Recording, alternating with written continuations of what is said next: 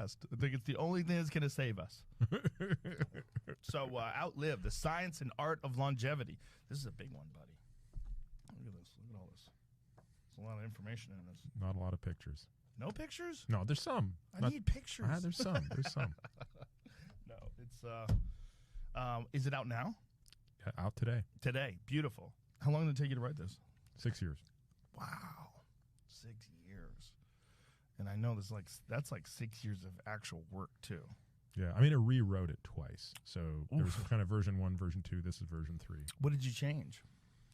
So the first version got basically thrown out by the publisher because they said, this is way too technical. There's no narrative. There's no story. It's being written to just a very tiny sliver of the world. Basically, it's like the book you would write to scientists or maybe physicians. Right. So then there was kind of version 2. So that version is completely gone. I don't think there's anything from that made it into version 2. Wow. Version 2 was the skeleton of this book, but it was about 50% longer. I mean, it was a massive book. And that's the kind of version that I'd say was circa 2020. And this version is just basically better because it's shorter. A lot of stuff got taken out of it that I think was not absolutely necessary.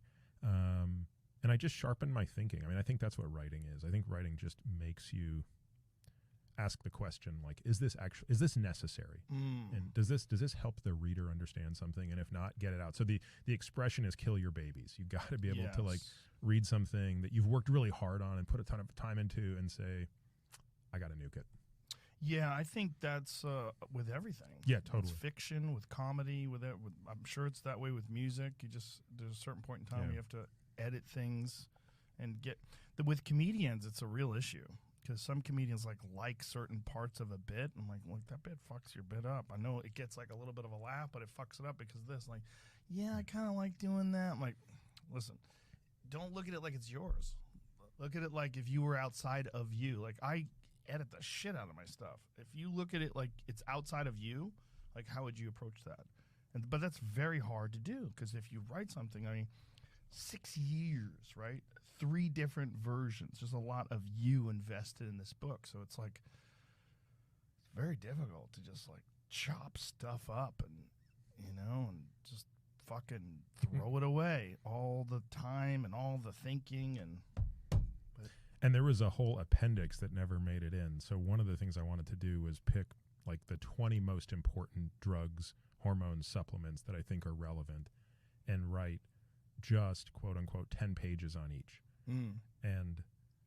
Or I didn't go into it thinking it would be 10 pages. I thought I'm just going to write the essentials on these 10 things, kind of rapamycin, metformin, nicotinamide riboside, those sorts of things. But then it turned out it was taking me 8 to 10 pages per, and the publisher's like, yeah, there's no way you can have a 200-page appendix on a 450-page book. So all of that work gone, just scrapped. Oh no! Yeah. Have you thought about making that like a separate guide? Yeah, maybe down the line I'll just publish it on my website or something like that. Yeah, that's what I was thinking. Yeah. Well, it seems like it's very valuable information, though.